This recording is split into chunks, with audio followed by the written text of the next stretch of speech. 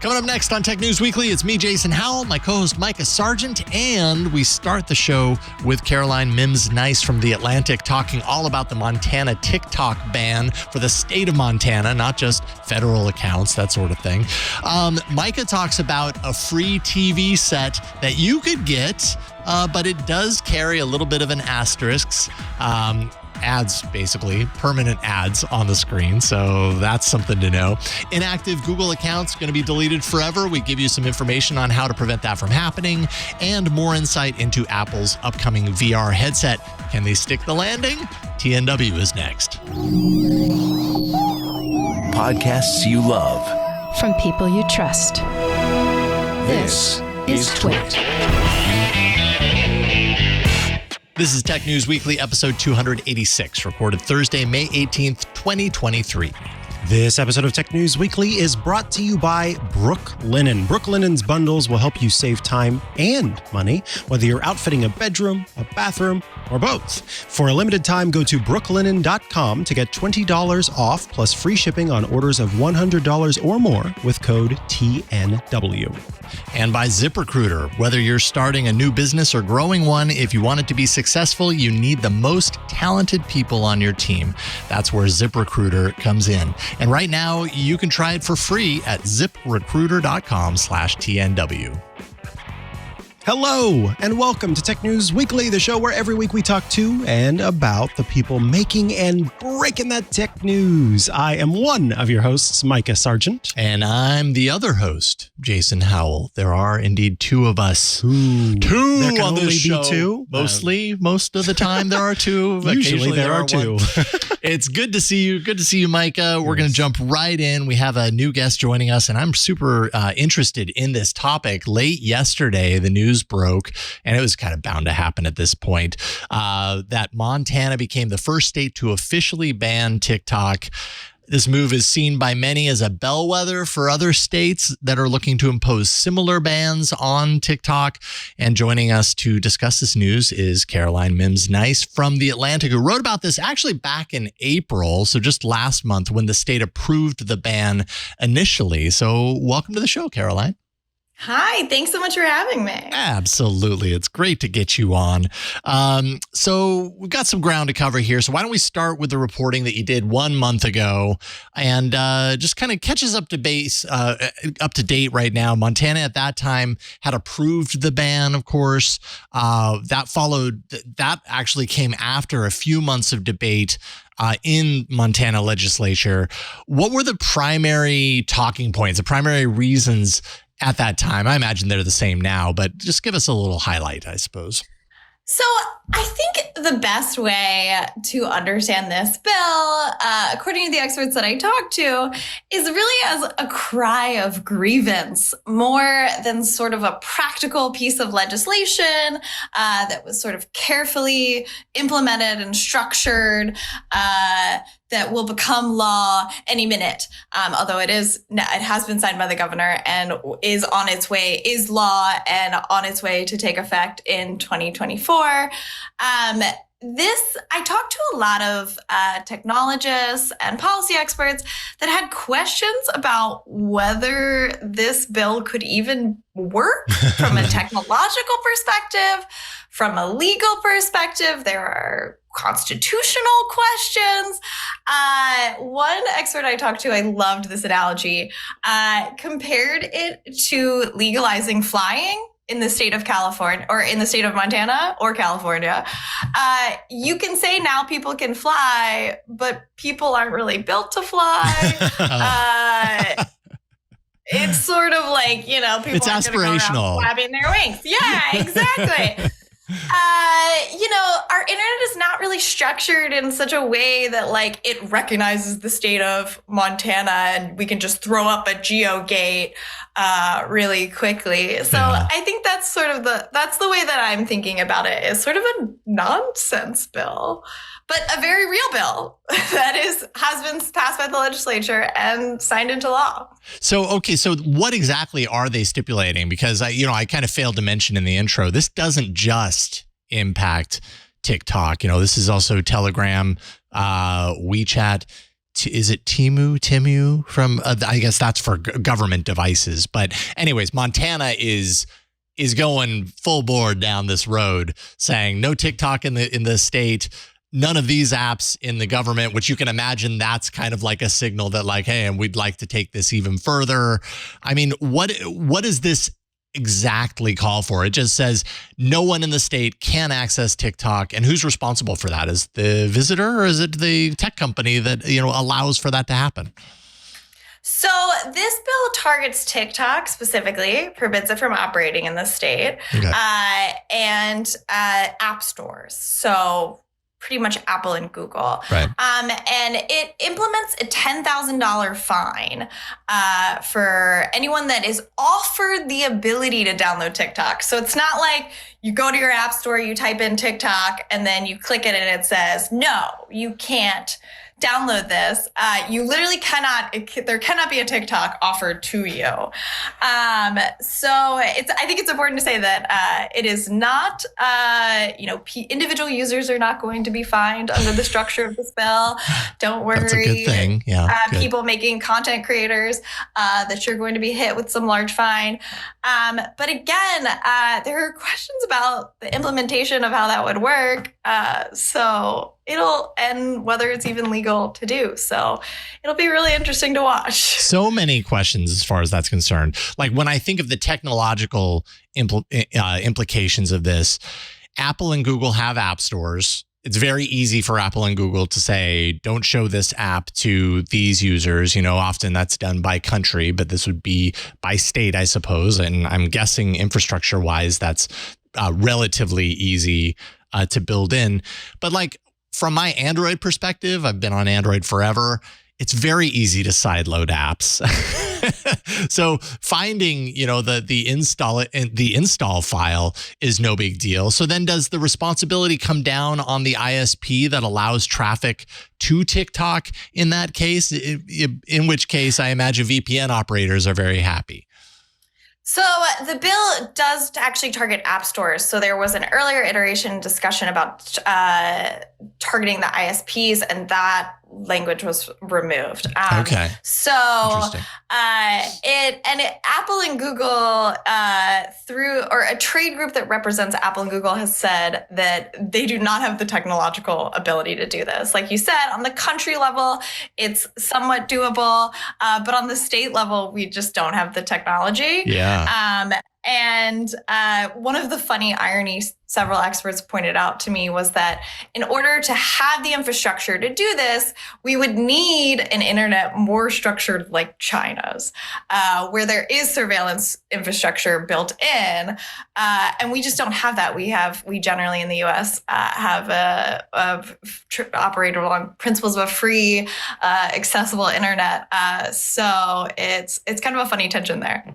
Yeah. No kidding. Now, like I said, kind of in the lead into this story, this is being seen as an example or possibly telling the future of what other states might do in a similar fashion, whether they can or not. Like you point out, like we don't even know if this is even enforceable. It's most certainly going to be challenged, both by TikTok. I have to imagine they're pushing back on this, but also, for rights activists, they're probably targeting this. Like, are we going to see more in the light of this action in Montana happening in other states? And yeah, where exactly is this going to happen if that happens?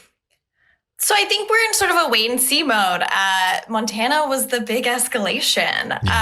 And now we've got to sort of watch this play out in the courts and see what goes on. A lot of states have already taken action to ban it from government devices. So that's a little different. It's like how your work can ban you from visiting websites or downloading applications without that being a First Amendment violation. The state governments and actually the federal government have banned the ability to access the app on state-owned devices. So it'll be interesting to see whether other states try to push it further. And a lot of states have done that. So, I think it's 25 or so. So I don't know that it's a specific region or kind of state. Yeah, I mean, that's another question that I had is kind of the political breakdown. I mean, this is obviously, it's a very politically motivated decision to do this. And I'm just curious, like, is that a bipartisan effort? Or is it one party more than the other? I feel like I've heard kind of talking points for this on both sides of the aisle. I think that's right. In the National Congress, we've definitely seen bipartisan concerns around data collection, around content moderation on TikTok, and obviously national security. This is a much broader conversation that's going on, and I think both parties have expressed concern. What is TikTok saying? I mean, I'm sure they're saying we don't like this one bit, but have they given any hints as far as kind of like the direction they intend to go, since this is an escalation of what we've seen before? So we don't know what their legal strategy will be here. We do know that they have said that the bill violates the First Amendment rights of people living in Montana, and that they plan to defend the ability to access the app. They are very much, against this. And I think we're just waiting to see the battle that ensues from here. There's a lot that we obviously don't know, because this is really the beginning of a battle. Anyways, I'm just, I got to feel for the kids that want to use the TikToks. And a lot of experts that I talked to, a couple of them said that they really doubt that there will ever be a day where you are driving into Montana and you cross that state line and poof, TikTok just goes away. Right. For technological and also legal reasons. I think it's important to sort of hedge this in that we don't totally know where this is going. It certainly could have, if it goes all the way up to the Supreme Court, it could have a broader impact depending on how they rule. But for now, I think there's a lot of questions about this bill and whether it can feasibly become a reality. Yeah, and I'm sure before we know the answer to that, we will see other states following in the footsteps. That kind of raises the importance of figuring out, can these things actually survive? What is the temperature of this surviving a challenge? It kind of feels to me like it's unlikely, but I don't know. Are you hearing anything on that regard? A lot of the experts that I talked to really saw it as more political grandstanding than an actual practical bill. I think one thing that is interesting is, we can look at this in the arc of privacy legislation in the U.S. This is how one expert sort of put it to me, is the federal government has almost sort of abdicated its responsibility, arguably, to regulate these technology companies. So what you're seeing is these kind of state bills pop up. California passed its own privacy legislation. You see this Montana bill. There's all kinds of bills where we're grappling with these bigger, broader issues around privacy and data collection in the U.S. And I think that this really gets at that. But I'm just excited. I mean, in a news reporter kind of way, to see where this goes from here. It's a really interesting story. It really is. It really is. And I appreciate you taking a few minutes out of your busy schedule to talk with us about it. Caroline Mimbs Nyce writes for The Atlantic, theatlantic.com. If people want to find you online and follow your work, follow what you're doing, where can they find you? I'm at Mimsy on Twitter. Are we still using Twitter? Some of us I'm are. Not on. Some aren't. Are we? I saw that study verified. that said like 60% of Twitter users have backed away from it, or at least taken a break or something. So there's that. Yeah. I was looking at that. I'm not on Mastodon yet. I just got on Blue Sky. But, I guess the better question is what social media? Could you all tell me what social media people are using? All of them. All of the some above. them, Yeah, exactly. It's a lot more splintered now than I think it has been in a very long time. So I think you're doing okay. Sounds like you're doing okay. Caroline, thank you so much. It was a pleasure to meet you. Pleasure to talk with you. And we will see you very soon. Appreciate it. Thank you. All right. Bye-bye. Take care. All righty. Up next, a 2-screened 55-inch television that you can get for free. Really? Asterisk. Oh. We'll talk about that in a moment. But first, this episode of Tech News Weekly is brought to you by Brooklinen, a home essentials company. I am so excited to be talking about Brooklinen because, look, when I am looking for something new to add to my home or to add to my life when I'm going to make a purchase, the first place I go is the Wirecutter. That for me is my site that I've trusted for years and has never let me down. And so when I heard that we were bringing Brooklinen on, and I heard that the Wirecutter has awarded them for their outstanding bedding in the past, I was already sold. And I have to tell you, I was very excited to get to try out their sheets because they absolutely hold up to what I was expecting from a Wirecutter blessed product. Now, let's talk about Brooklinen's mission. It's to provide you with hotel quality luxury bedding that's delivered directly to your door at a fair price. So it's a company that is looking to help you to get really good quality without having to pay the price of all of the 3 jumps it has to make to get to you. It was founded by a husband and wife duo, Rich and Vicky, in 2014, and Brooklinen has everything you need to live your most comfortable life. You can easily upgrade your home with quality products and curated designs that will leave your guests and yourself, honestly, swooning. Brooklinen has been making dream spaces a reality. It's been around for almost a decade now. So honestly, the obvious choice when you are making your house a home. And if you're unsure where to start, and I found this very helpful, Brooklinen's bundles actually will help you save time and money, whether you're outfitting a bedroom, a bathroom, or both, because their bundles will help you sort of get the full package of what you need to completely change out a bedroom. Or if you are getting new towels and robes, say, for the bathroom, you can do that too. Their best-selling Luxe sateen sheets have a buttery soft feel and a luxurious finish that is great for all types of sleepers. And the Luxe sateen sheets are one of their most popular. I, however, got the classic sheets, and I'm going to talk about those in a moment. If you are looking for a natural option, Brooklinen just launched an organic collection as well, so you can check that out. And honestly, just head to brooklinen.com to learn about the different styles of sheets they have to find your perfect match. Now, every occasion deserves a gift. That could be celebrating your favorite newlyweds. Maybe you know someone who's about to go on their first move, or honestly, just trying to make it through the week. Oh my God, I can only imagine if I got a Brooklinen robe from someone who was like, I know you had a rough month. I would bawl. Yeah, I would use the robe to dry my eyes, and then I would put it on and I would just feel so much better. Oh, that's so great. As I was mentioning, Wirecutter and Good Housekeeping have both awarded Brooklinen for their outstanding bedding. They also have more than 100,000 5-star customer reviews. There was one reviewer who said, I seem to get that wonderful sleeping temperature very quickly and stay there throughout the night versus with my older cotton sheet sets. And another said, best sheets in the world, like butter.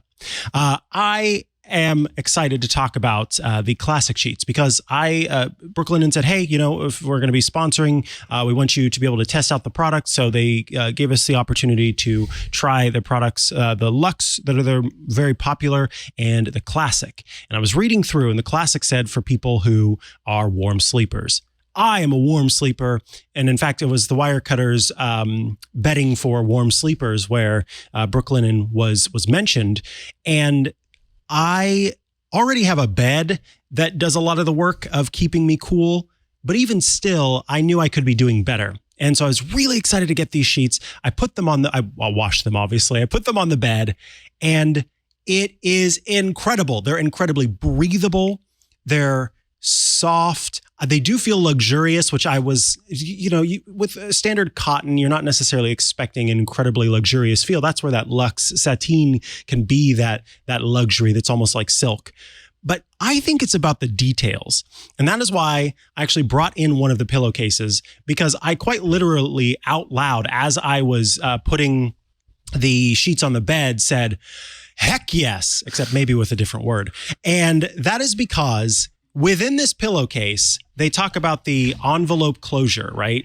And most envelope closures on pillowcases are maybe 2-3 inches. And the idea is that you put the pillow in and then you pull the envelope down and you tuck the other side of the pillow into that envelope closure. And then it just kind of holds the pillow in the pillowcase.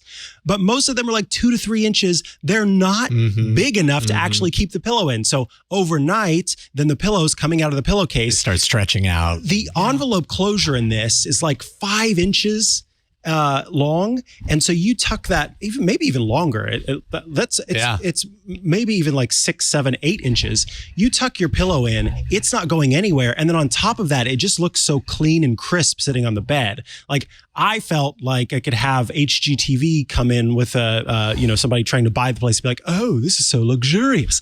It's truly, I'm flabbergasted. I love these pillowcases. And this is the lighter fabric, right? Yes, this is the classic lighter fabric. Yeah. And this I've got is the Luxe coming king to size. me. I'm excited for folks who can sleep warmer like that. Yeah. I'm excited to hear how those are for you.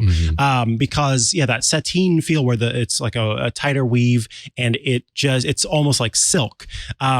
I would love to be able to do that, but I just can't. I would get so hot. So these have just been incredible. Now I know I have to get a second set because I'm just going to be washing and switching between the two. I am not going back to my old polyester sheets ever again. So thanks a lot, Brooklinen.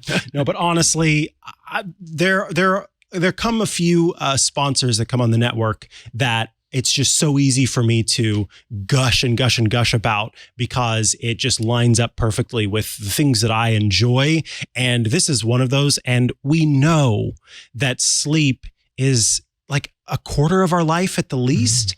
So people should be investing in their sleep and investing in a nice set of sheets without breaking the bank is what Brooklinen's all about. And so really just check it out. Brooklinen uses only the highest quality materials for all of their products, like long staple cotton. So everything they create is built to last. I'm not worried about having to wash these sheets regularly over and over and over again. No problem. You can check out their sheets, their pillows, their towels, their bath rugs, their totes, their tops, their robes, and lots more. The robe is what's next on my list. That's also been a Wirecutter recommendation.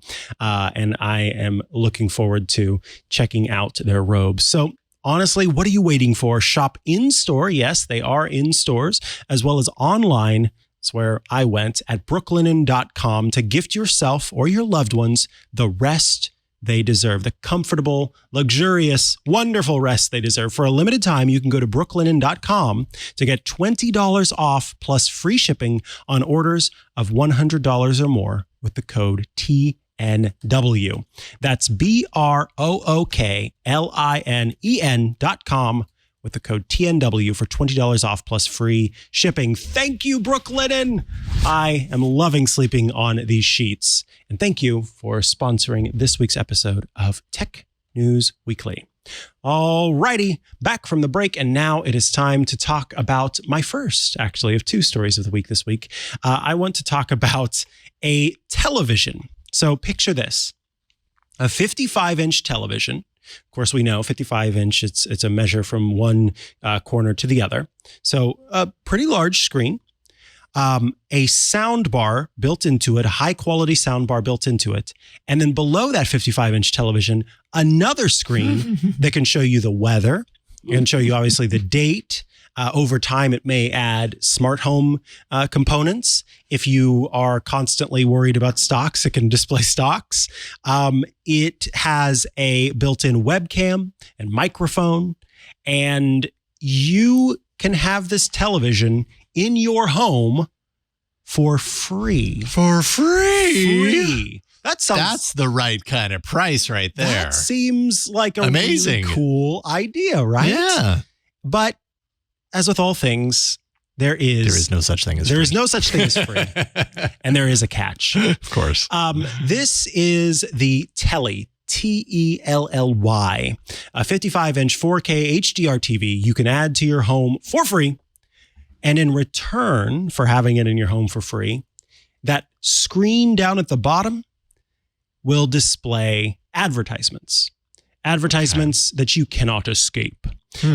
So what you will see, and you'll notice in the sort of product imagery, it's about a quarter of the screen that is used for advertisements, and 3/4 of the screen shows dates and all sorts of other stuff that you can program it for. Oh, so that right corner is the only ad. Is the ad. Now, got it.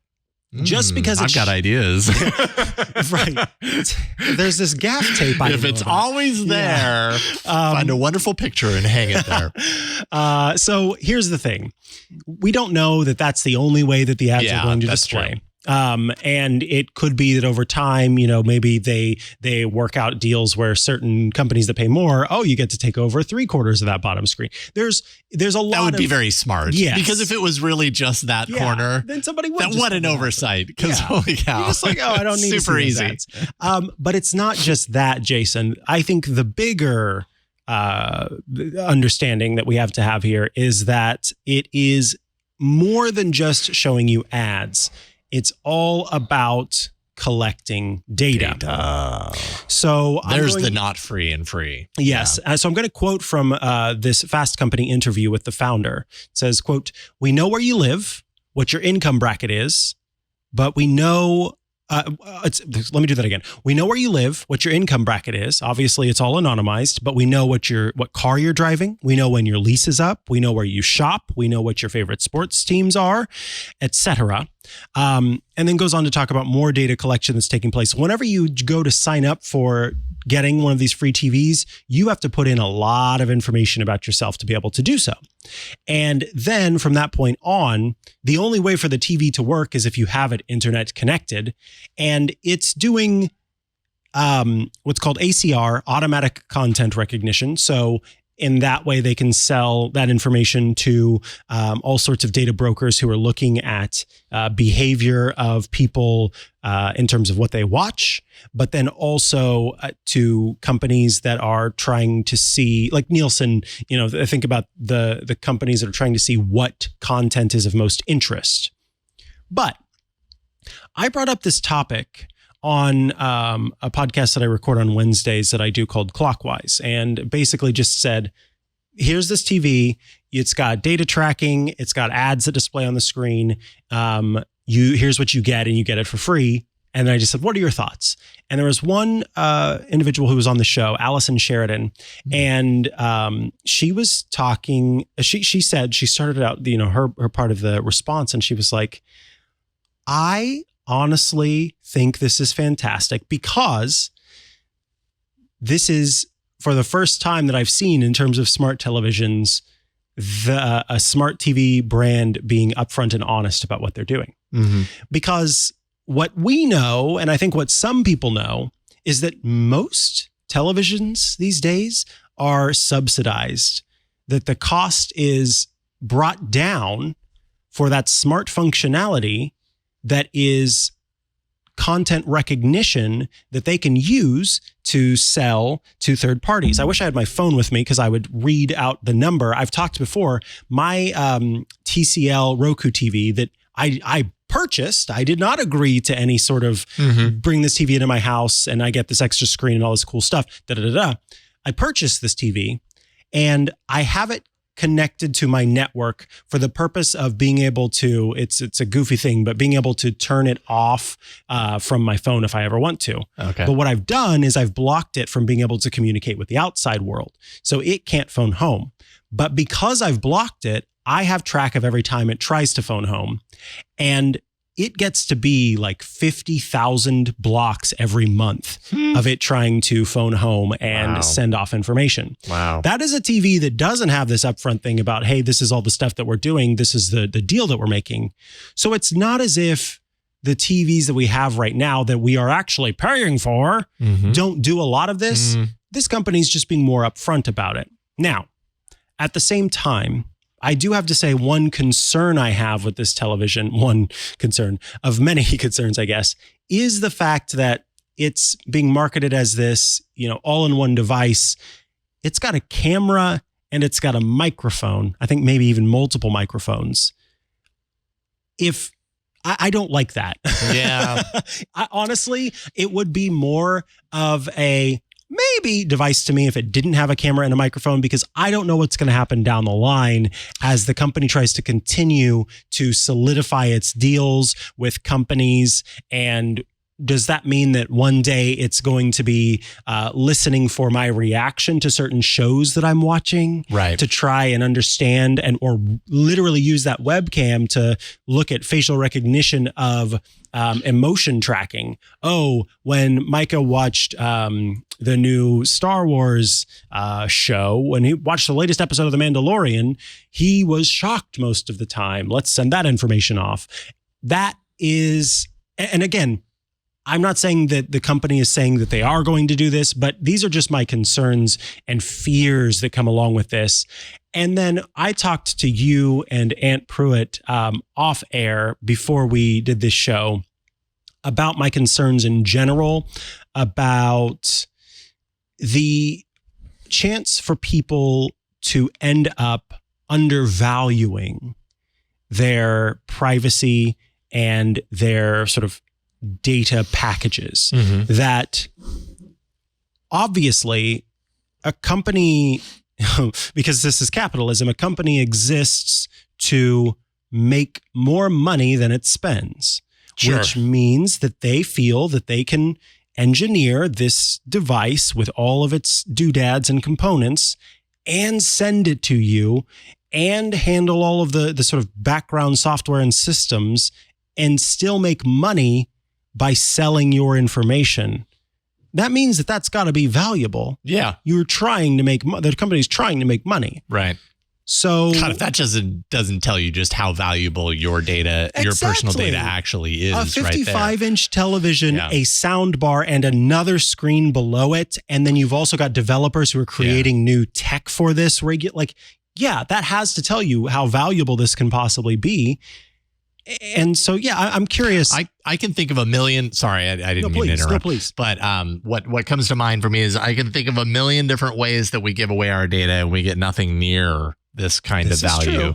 At the same time, TV costs have come down a heck of a lot. They are a 55-inch TV at one time used to be incredibly cutting edge, incredibly expensive. Now you can get them for $400 or $500, even $300. Oh yeah, I was gonna say a couple of $100. It really depends. Like I don't know the quality of this TV, the quality of the components, and longevity concerns me a little bit about something like this. If the network goes, or if the system on the other end goes down, does that mean that the television just stops working? Yeah, or the television works, but that bottom screen does nothing and it's blank. It's just like hanging there or whatever, you know.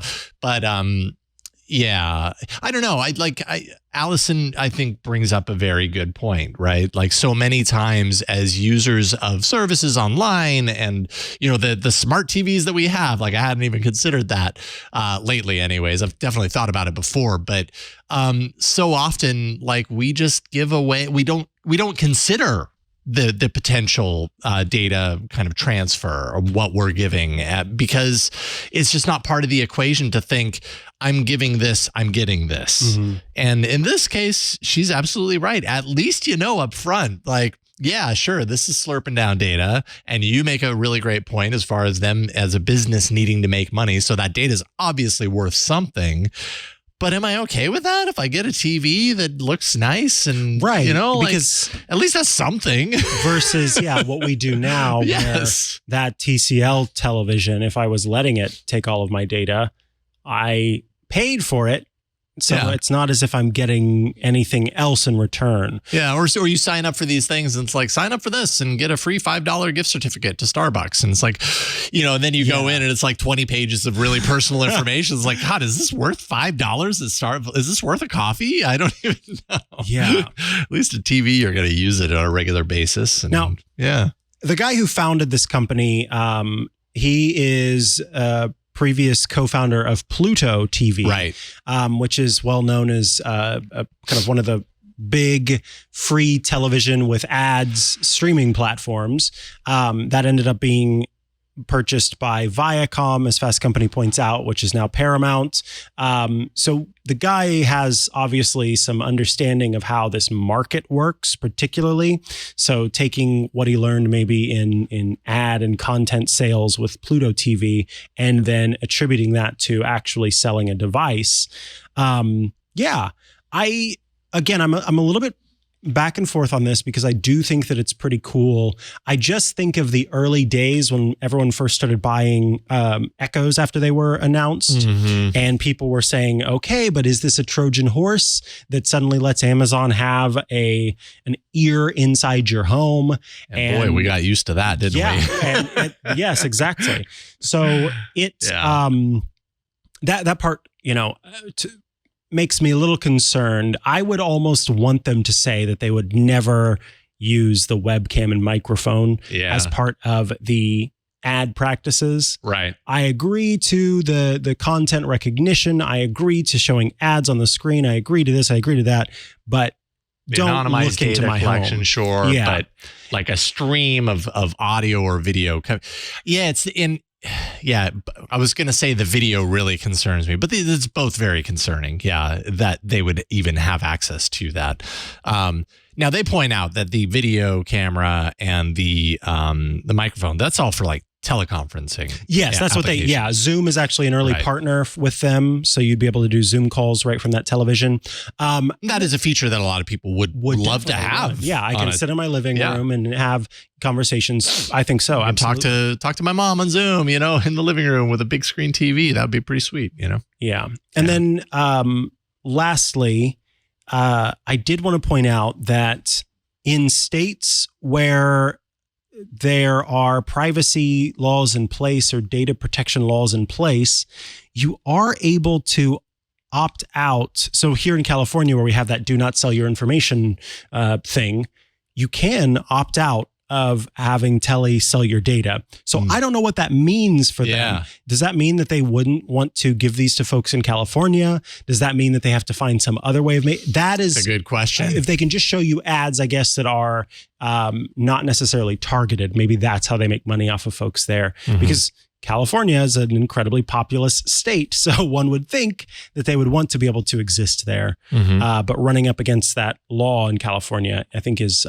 going to be something interesting. Now, they are planning on rolling out 500,000 of these televisions over 2023. They've been doing a smaller beta test, and then they'll go from there. Obviously, it's still in its early days as they work to sort of secure those deals and figure out what's going to work. But I'll be keeping an eye on this, Telly. I think I feel more optimistic or more positive on this idea now than I did at the beginning of the story.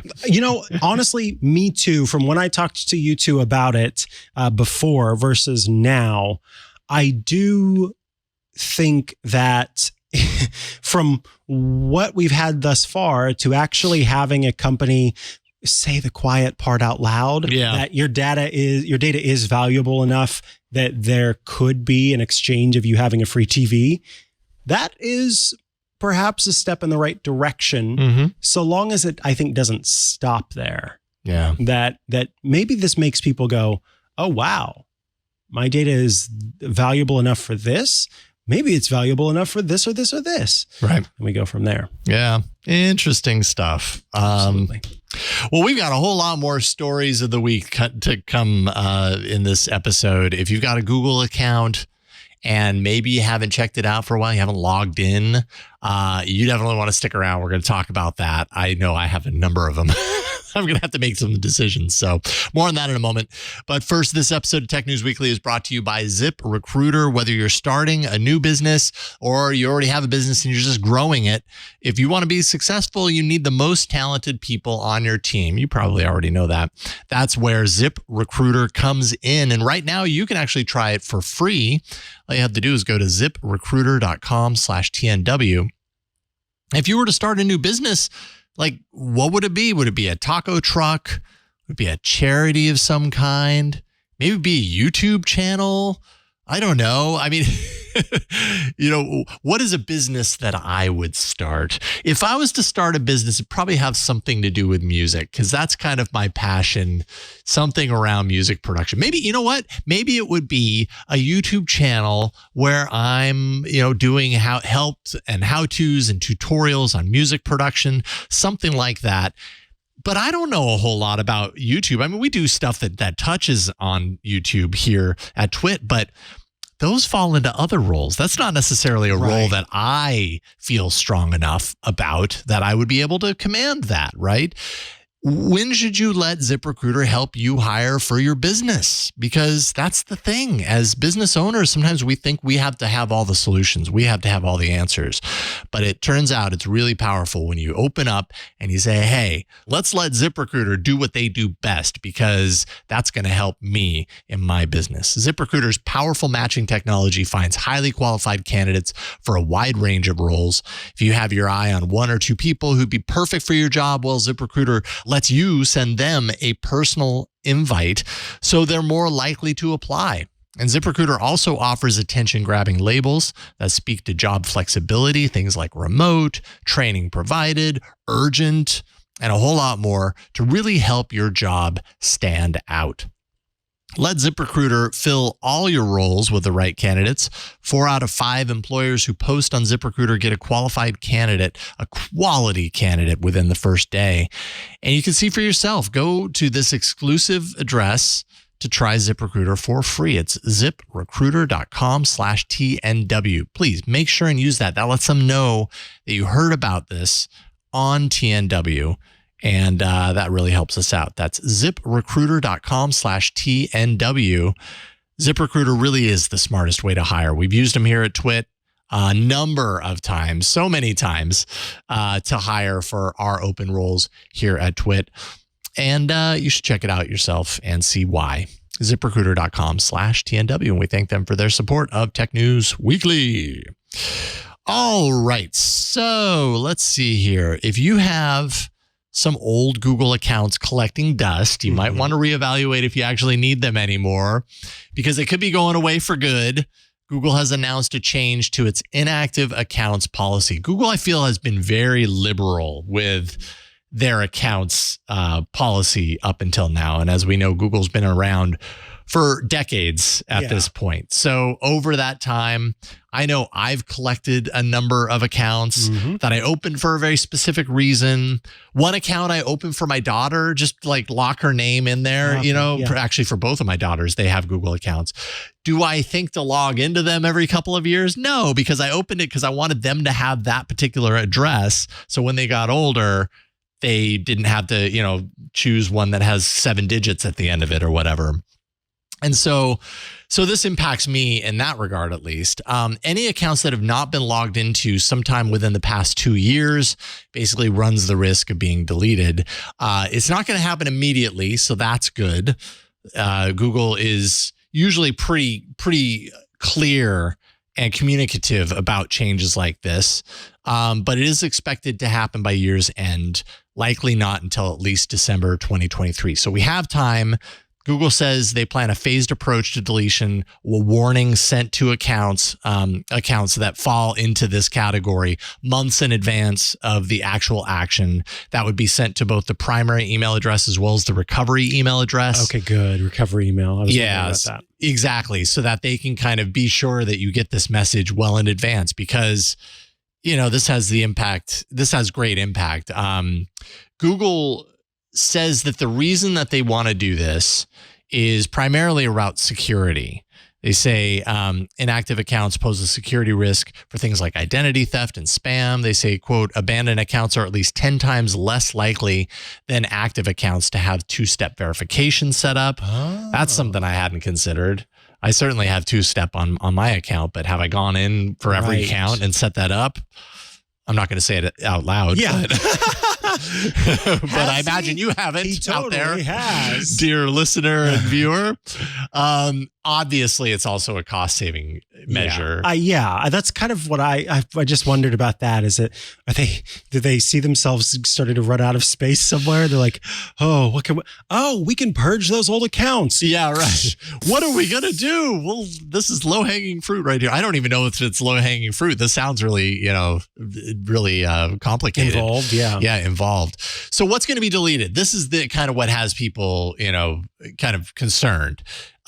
If you have a Google account, everything is tied into that account. So if you have a Google account that has your workspace services, Gmail, Docs, Drive, Meet, Calendar, all that information would go away.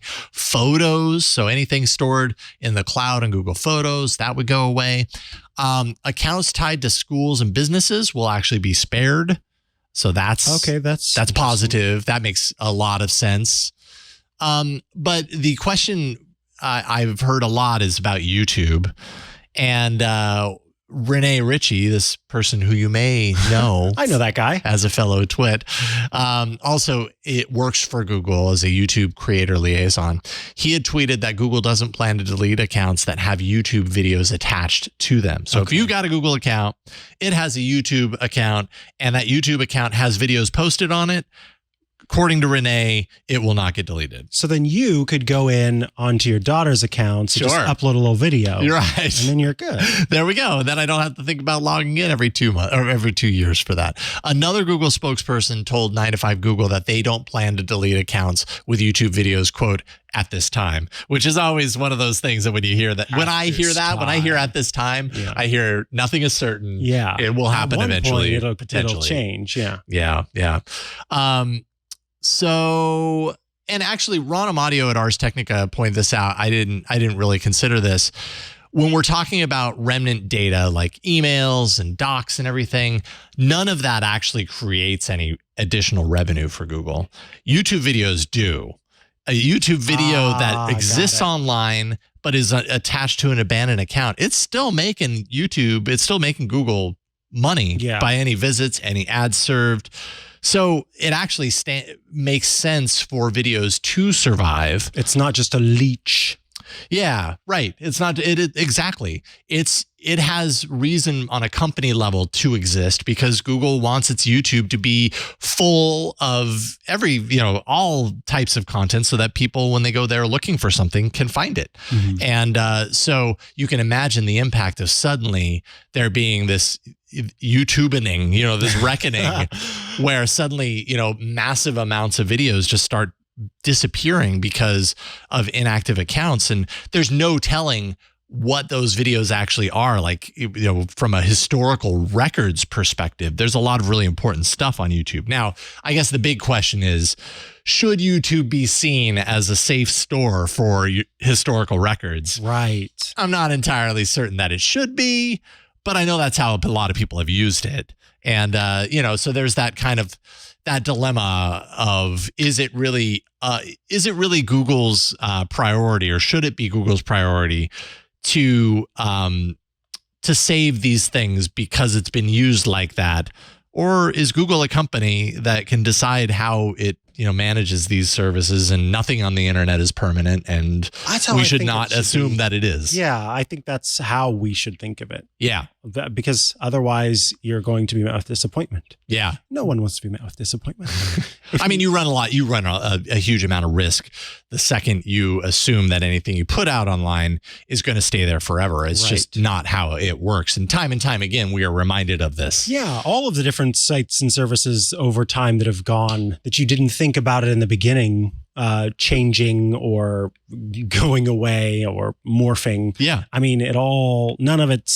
Nothing is real. Nothing is permanent. Even though it's funny, when I was reading this, I was like, yeah, nothing on the internet is permanent. But then I was like, well, wait a minute. But I teach my daughters that anything you put on the internet is permanent. It's a different kind of permanence. Yes. It just means that file or that thing you never know if it has a duplicate or is copied somewhere. This is kind of a little different. This is like, if I put it online, is it going to be there when I die and I want my family to, take over that account and have access to these things? And I think what we're realizing again is that no, that's not necessarily the case. business is business. And at some point, there might be a reason for that not be true. Has Google provided any information on what folks who maybe aren't using their accounts anymore can do to make sure they have all of the data from that account? Oh, I didn't see that Google went specifically to there, but Google does have something called Google Takeout, which is a place that you can go and... I mean, here's the problem with Takeout. It is not for the faint of heart. It is so comprehensive that it's really overwhelming. Like, I used Google Takeout to back up my Google Photos library to my network attached storage at home. So now my photos, when I take photos on my phone and my wife's phone, they automatically upload to Google Photos like I'm used to. And then they also upload to our attached storage at home. But that takeout process to pull down all those, 200 gigs worth of photos from the cloud and everything, it was so convoluted, so confusing. It took so much time. I'm really happy I did it. But when I think about the wide reaching kind of impact of people losing their data and, all you have to do is go to Takeout and pull out your data. It's just not that easy. People are going to be like, I don't know what to do with this. What is this this something file that apparently it's all stored in? Like, who knows? That's my pro tip, because we actually got a question about this on Ask the Tech Guys. And I don't tend to give pro tips that require you to sort of tie yourself into another service. But I've found for me, because I've worked at a couple of companies that were Google Workspace accounts essentially. And so to get all of my information out of them, I used Google Takeout. And for me, the simplest process was using Dropbox, because you tie it to Dropbox, and instead of it putting special archive files into your Dropbox, it's essentially just taking everything and moving it over. And then Dropbox, because of by its very nature, is syncing either locally to your device or exactly. Then you're just getting those files directly, and so it was just much easier. Then I've just got that folder that's my Google Takeout folder, and inside are the massive amounts of information, be it email or photos or documents or whatever, all right there. And I just found that so much simpler than kind of what you're talking about. And for the listener, their problem was the place where they were going to get the files, their network was not very steadfast and true. And so as they were trying to download these in piece by piece by piece, then it would cut out randomly. They wouldn't annoying. Get it. So Dropbox, it's happening elsewhere. And so then you can just get the files as you need them, as opposed to trying and, to download these huge chunks. And it keeps the directory structure intact, right? Yes. Like, that's one thing that I noticed with Takeout that was just such a pain in the butt, was there was so much data there that it had to be split out across all of these archival zip files.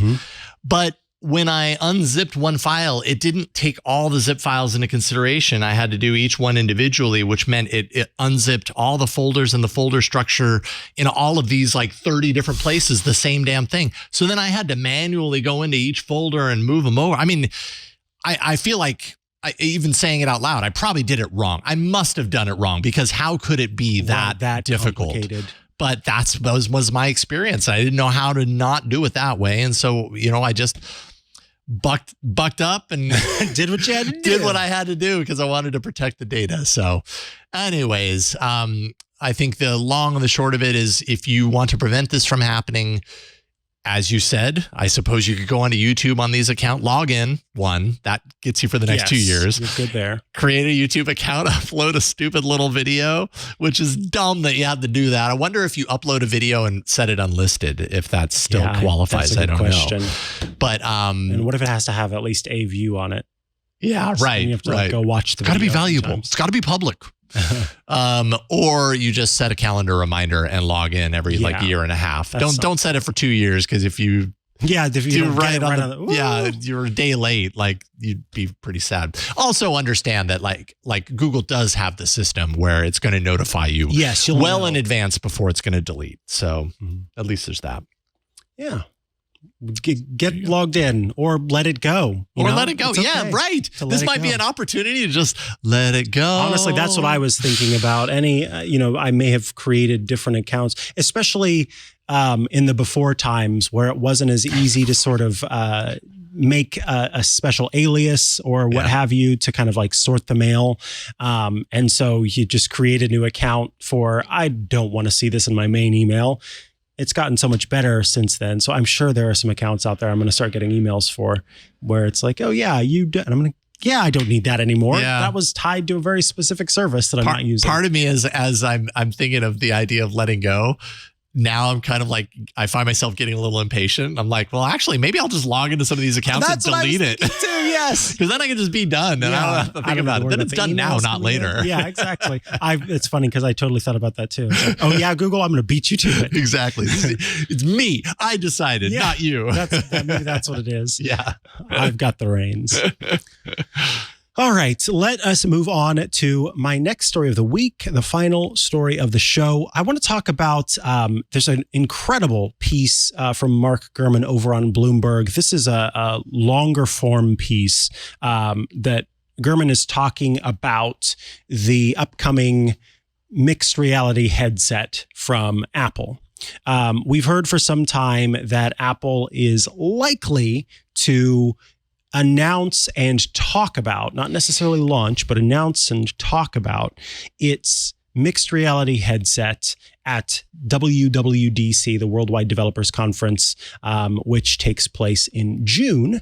And when we see this product, of course, this will be Apple's first sort of full jump into kind of a new product category in a while.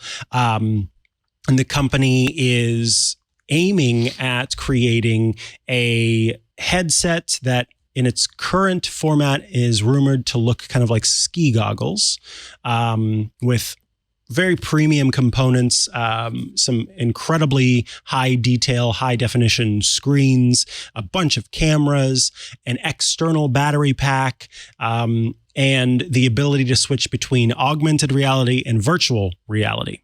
But what the Gurman piece in Bloomberg talks about is how this product, according to people familiar with the matter in the more than 7 years that Apple has been working on this, the product that is an amalgamation of compromises, if you will.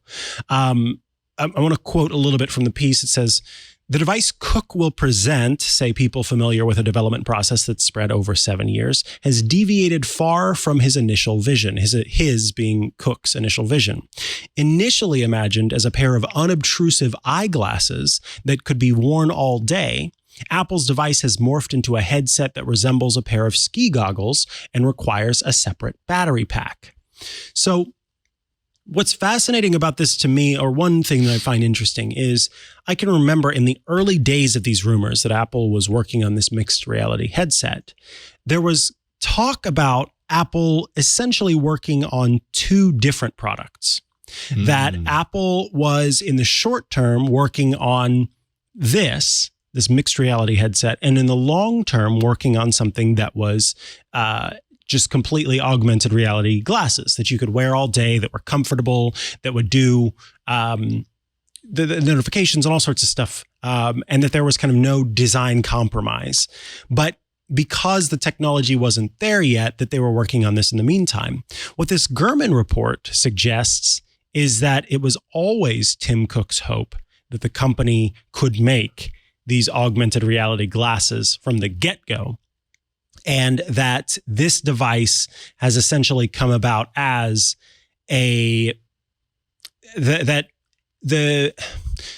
do I put this? So instead of the company from the start working on two different products, one long-term and one short-term, that it was originally focused on the one product and had to compromise and instead work on this, if that makes sense, those two separations.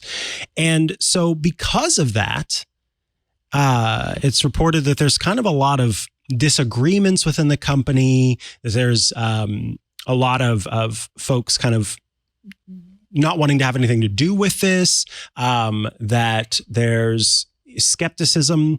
In fact, I'll quote another part. It says, "A person on the project describes a running joke that engineers were working on the hopeless N421, that's the augmented reality glasses, just to keep Cook happy. By 2019, the company had made little or no headway on developing a viable plan to make AR glasses."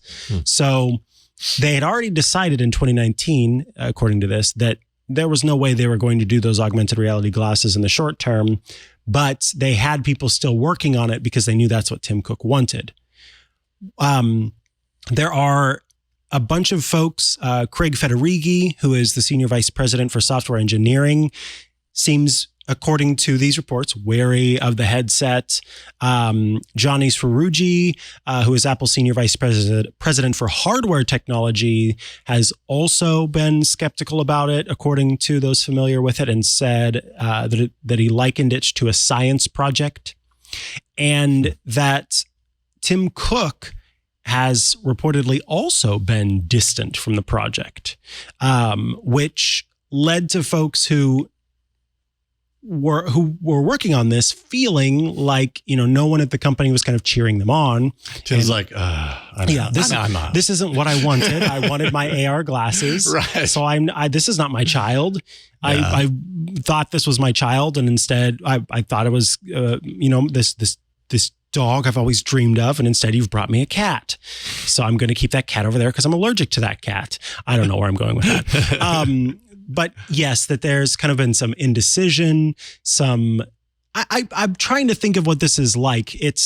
But the only sort of metaphor that I can have is quite literally this metaphor. It is like the CEO of the company who puts out an idea of what they want, and the people bring that idea to them, and it's not what they want. And then it's like George Lucas and the first Star Wars film.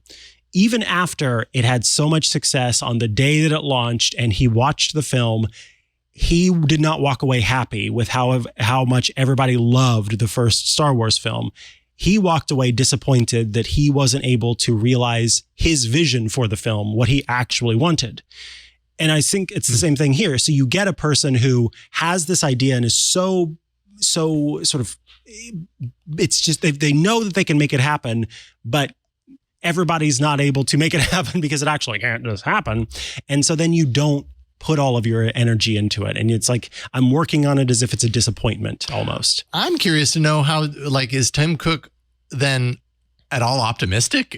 We don't know the answer to this, but is he optimistic about these goggles? Right. So here's what and of course this is all. Or is he just like, I got to talk about this at WWDC? I think it's an opportunity that you often see of people to be of two minds.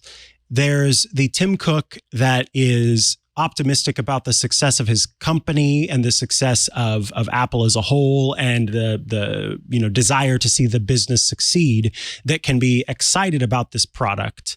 And then there's the personal Tim Cook who has this idea for what he wants to be kind of his legacy product because Tim Cook's also getting up there in age, before he goes, and is not super into this. But when it comes time to talk about it and put it out there, and I don't think that it's a false excitement at that point. It's still, here's what we're doing at Apple. So you can get excited about that and you can talk about that. But I wouldn't be surprised if there's this sort of private Tim Cook that is thinking about the legacy, is thinking about, what's next, and has for so long had this idea of what he wanted, and it's just not there yet. So yeah, you've disappointed Dad a little, it seems like. But as far he's looking at you from over the room, exactly. Yeah, the glasses that don't have the thing that he wants in them.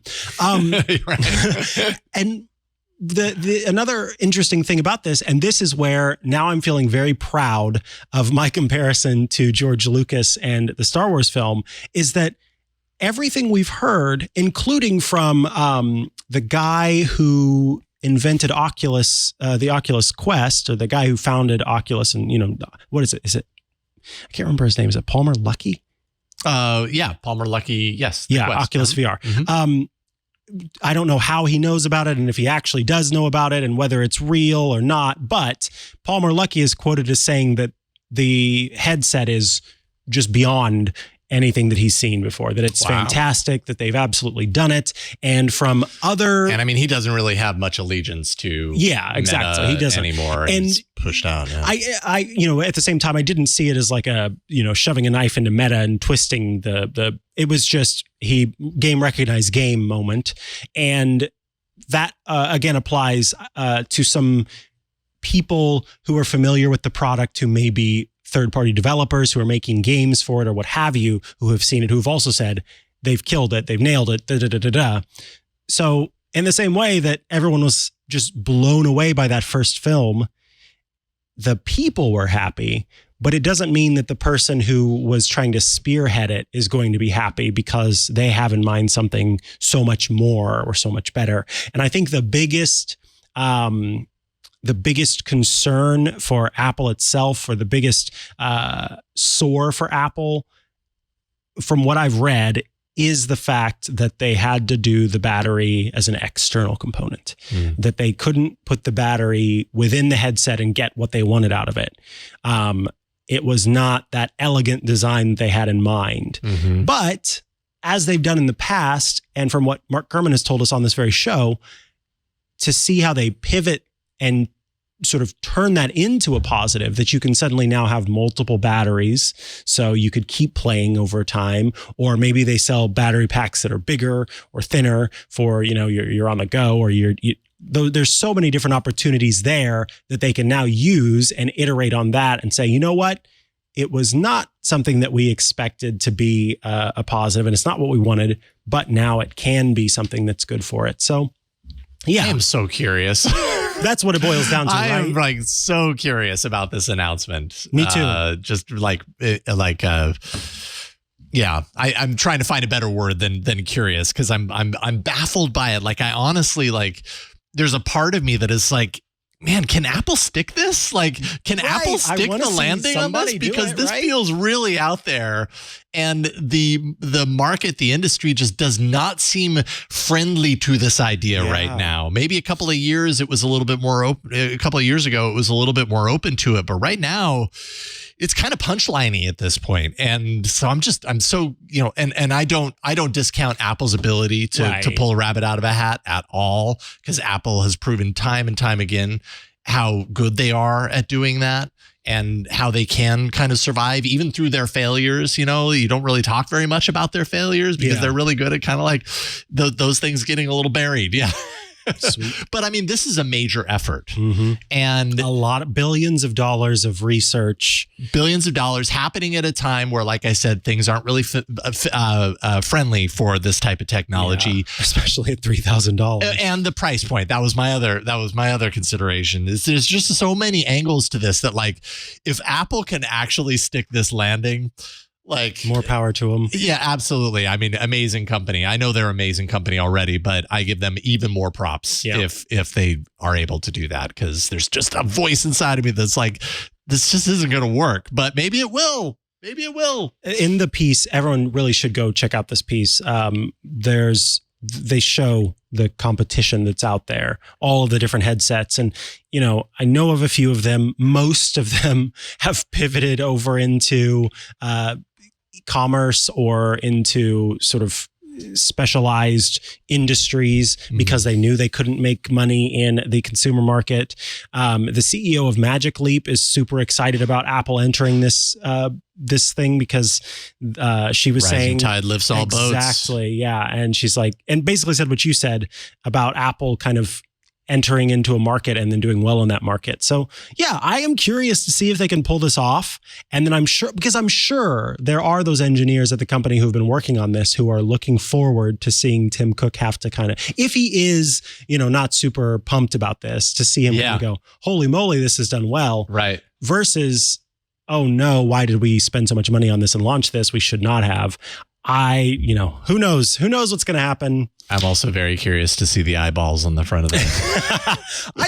I'm still skeptical. They say that there's like a screen on the front and that you could potentially display your face. Your eye movements and expressions and stuff. And like, I want to know what that actually looks like. And how does that not look funny? Yeah, I can't imagine it looking anything but goofy. Yes, exactly.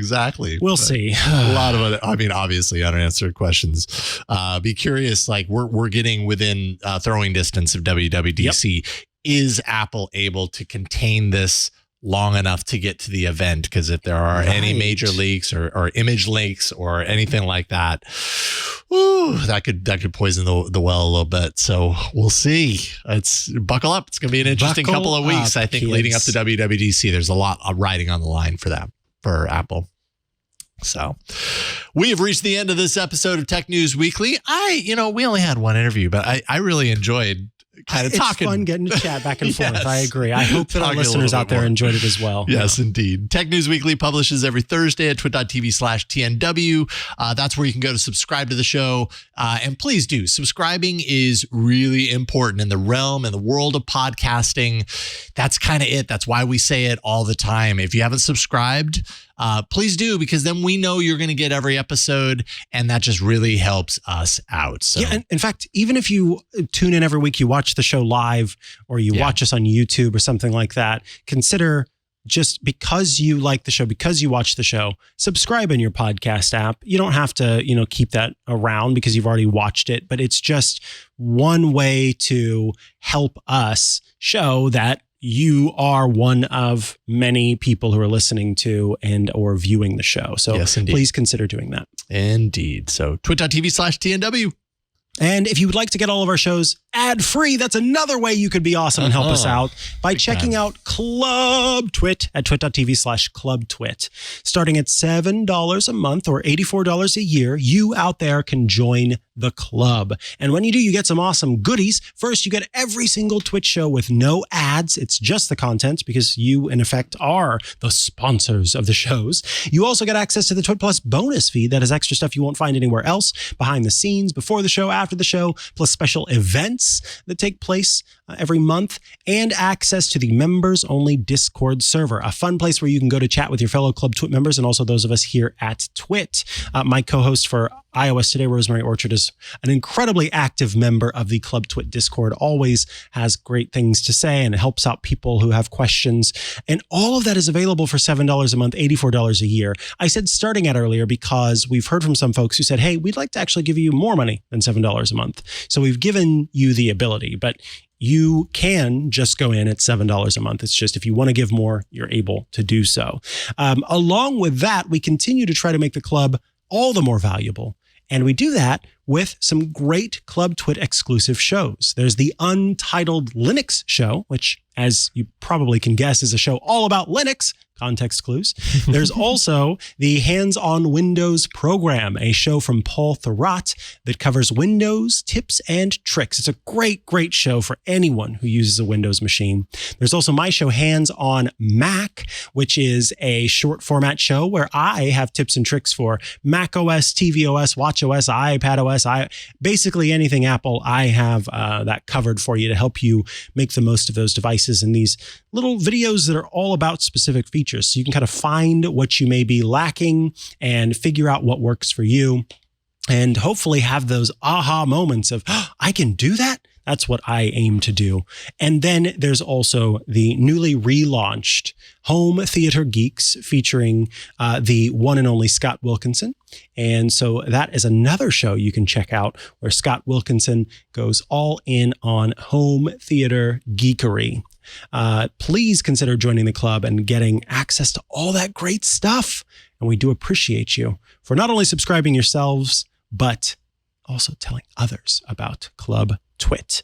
If you'd like to follow me online on Blue Sky, on T2, on Mastodon, on Twitter, on Instagram, on all so many places. I'm Terminator 2? Terminator 2, yeah, T2. I'm at Mikah Sargent pretty much any place I think to go and sign up. So you can usually find me there. You can also check out chihuahua.coffee. That's CHIHUA.coffee. That's just a place with links. So that can make it a little bit easier for you to find.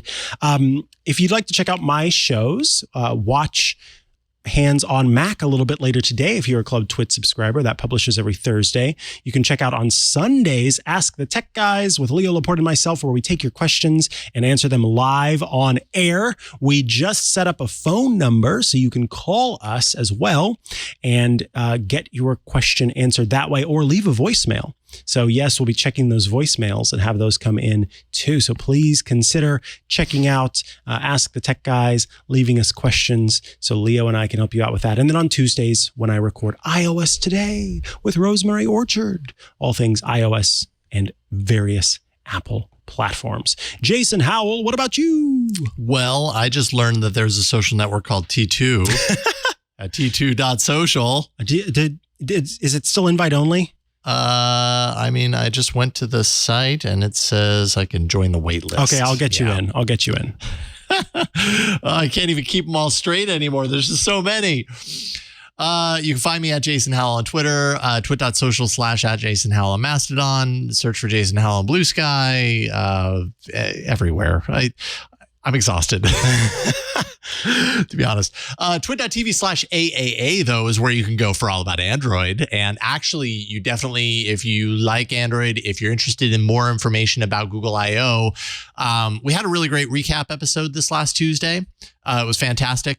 We also have coming up this next Tuesday, we have an excellent interview lined up with a couple of Google's developer team joining us so that we can talk all about kind of the developer news from the event. So we've got Matthew McCullough, who's the VP of Product Management, and Jay Eason, who's the Director of Product Management of the Android developer team, joining us. That's this upcoming Tuesday. So twit.tv/AAA. Again, subscribe, right? If you're not subscribed, do subscribe. You'll get it automatically, and we appreciate when you do that. Big thanks to everybody here who helps us do the show each and every week. And my goodness, like at one point, this studio was filled with people. We had Ant, we have John Slanina, John Ashley, Burke. I don't remember if Burke was running around here. But anyways, thanks to everybody who helps us do the show each and every week, including you for watching and listening. Thank you. And we'll see you next time on Tech News Weekly. Bye, everybody. Hey, I'm Rod Pyle, Editor-in-Chief of AdAster Magazine, and each week I join with my co-host to bring you This Week in Space, the latest and greatest news from the final frontier. We talk to NASA chiefs, space scientists, engineers, educators, and artists, and sometimes we just shoot the breeze over what's hot and what's not in space, books, and TV. And we do it all for you, our fellow true believers. So whether you're an armchair adventurer or waiting for your turn to grab a slot in Elon's Mars rocket, join us on This Week in Space and be part of the greatest adventure of all time.